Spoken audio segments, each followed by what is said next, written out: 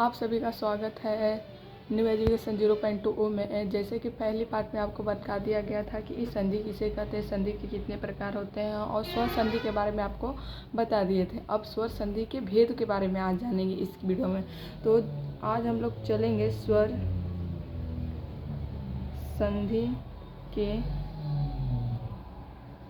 भेद, ठीक है ना। आज हम लोग इसमें स्वर संधि के भेद के बारे में जानेंगे। तो इसमें जानेंगे कि ये जो स्वर संधि है, स्वर संधि के कितने भेद होते हैं। स्वर संधि के 5 भेद होते हैं, ठीक। अब कौन कौन होते हैं, तो पहला होता है दीर्घ संधि, दूसरा होता है गुण संधि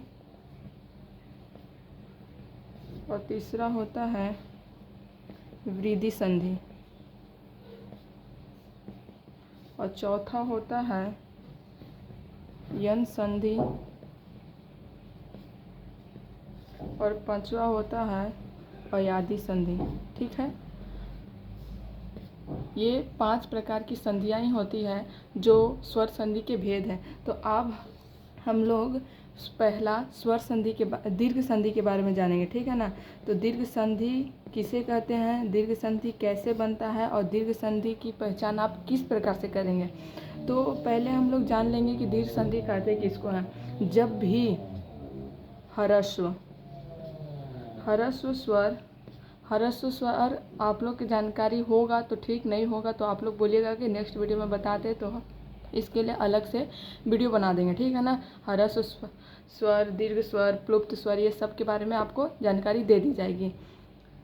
ह्रस्व स्वर जैसे कि अ, ई, उ, छोटा उ, छोटा ई, छोटा ए, अ, ठीक है ना। अब या दीर्घ स्वर जिसमें अधिक समय लगता है उसे, जैसे कि आपको एग्जांपल में बता दें, आ, बड़ा ई, बड़ा ऊ। जैसे ये तीनों छोटा होता है उसको हम ह्रस्व बोलते हैं, ये जो बड़ा होता है उसे हम दीर्घ बोलते हैं, ये सब, ठीक है ना। देखिए, ह्रस्व स्वर या दीर्घ स्वर के आपस में मिलने से दीर्घ स्वर की उत्पत्ति होती है।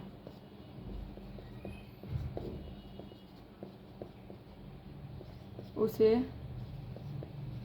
दीर्घ संधि कहते हैं,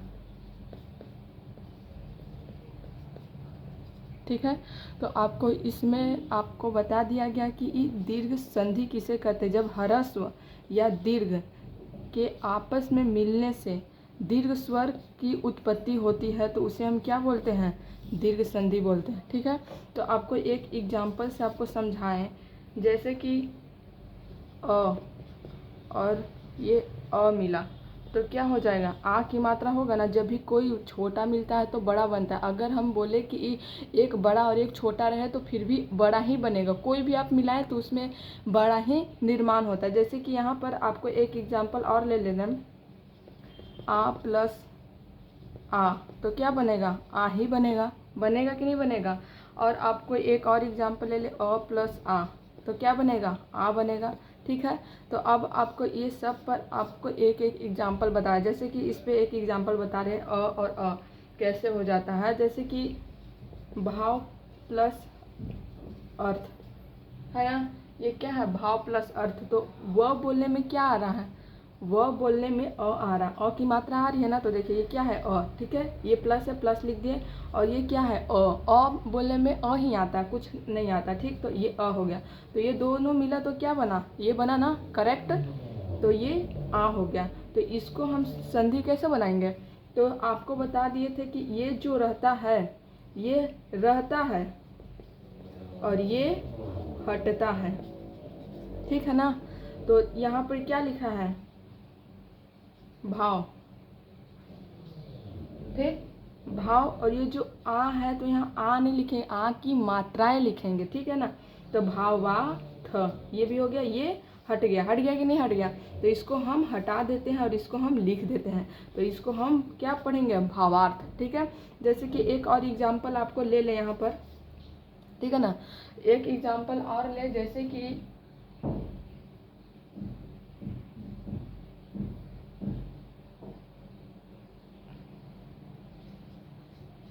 परीक्षा प्लस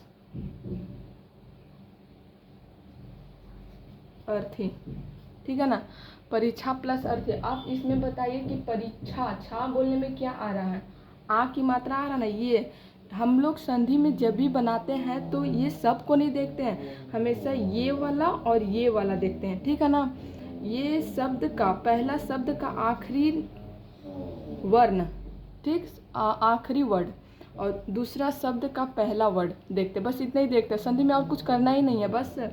तो परीक्षा, परीक्षा बोलने में, छा बोलने में क्या आ रहा है, आ की मात्रा आ रहा है ना, तो यहाँ पर लोग क्या लिखेंगे, आ, प्लस है तो प्लस दे दिए, ठीक है, और कोई प्रॉब्लम नहीं है। अब देखिए अर्थी है, ठीक है ना। अर्थी, अ बोलने में क्या आ रहा है, अ की मात्रा ही आ रही, क्योंकि ये स्वर है, तो स्वर बोलने में कुछ भी अलग से नहीं आता है, ये व्यंजन हो तभी होता है, ठीक। तो अ आया, ठीक। ये दोनों मिला तो क्या बना, आ की मात्रा बना ना, बना कि नहीं बना। तो इसको हम क्या लिखेंगे, हम संधि में क्या लिखेंगे बताइए आप लोग। इसको हम अब संधि में लिख सकते हैं ना, परी, देखिए ये क्या है, परी, परी का परी पूरा लिख दिए, और छा तो उसको हम छा थी, हो गया ना। और कोई दिक्कत, ये हट गया ना। आपको हम बताते हैं ना कि ये हमेशा हट जाता है और कुछ भी नहीं करना रहता है इसमें, ये हट जाएगा, ये सिर्फ जुड़ता है उसके साथ आ की मात्रा। तो आ जुटा ना, इसमें जुटा कि नहीं जुटा। और कोई भी प्रॉब्लम हो तो आप लोग कमेंट में लिख सकते हैं। अब हम लोग जानेंगे, अब इसका बारे में आपको पूरी जानकारी दे दी गई है कि दीर्घ संधि किसे कहते हैं, दीर्घ संधि कैसे बनता है, ठीक है।